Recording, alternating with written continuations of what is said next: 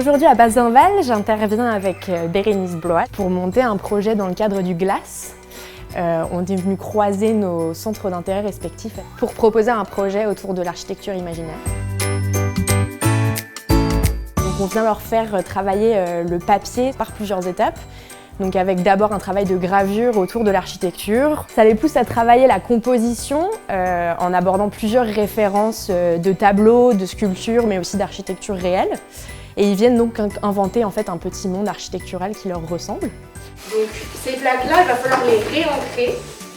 Comme la dernière fois, vous vous rappelez, on va faire rentrer la peinture à l'intérieur de notre granit. Et pour accompagner ce dessin, cette fois-ci, on va travailler une nouvelle matière. Ça s'appelle le Tetra Pak. C'est l'intérieur en fait des petites briques de lait. Donc chacun a pu collecter en fait des packs de lait, de jus, etc. qu'on est venu découper pour utiliser la matière intérieure comme un support supplémentaire. Ils viennent le graver et l'ancrer pour passer sous presse et rajouter des volumes à leur dessin d'origine. On a pris des petites plaquettes en plastique.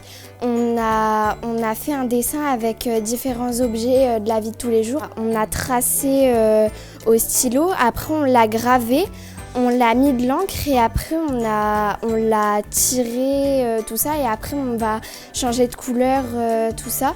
Moi j'adore ça parce que j'adore l'art visuel. Là c'est mon dessin, là c'est une échelle avec une maison, là c'est pour descendre à une autre maison, et là encore. Là j'ai fait des nuages, là c'est censé être moi. Et à partir de ces dessins, on va nous-mêmes réaliser en atelier des sculptures filaires en acier léger qui vont venir se transformer en luminaires dans les différentes écoles dans lesquelles on intervient.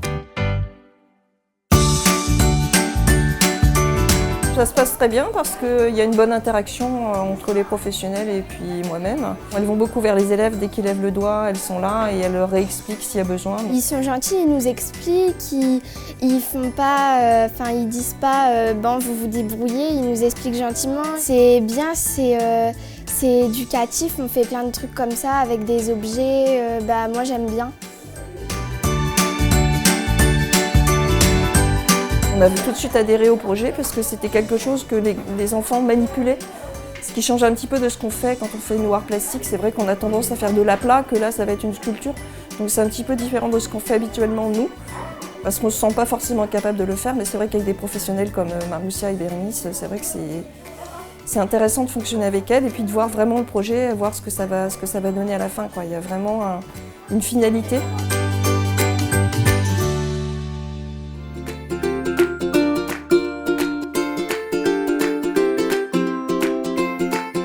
Vous allez pouvoir finir le tissage de vos éléments papier et n'oubliez pas vos céramiques parce qu'il y en a certains qui avaient créé des principes de montage. Donc vous les passez sur fil. Rappelez-vous, il y a tous les fils, donc c'est pas les fils fins.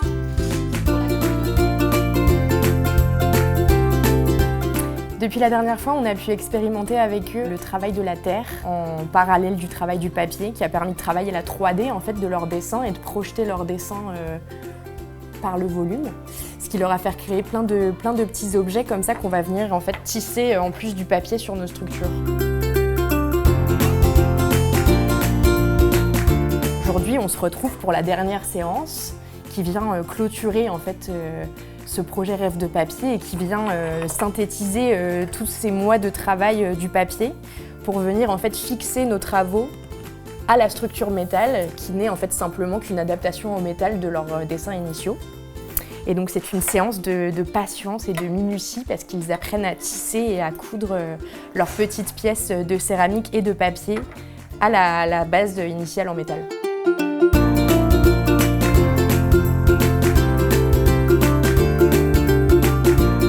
On a été très bien accueillis à Bazenval, mais aussi dans tous les autres établissements dans lesquels on est intervenu.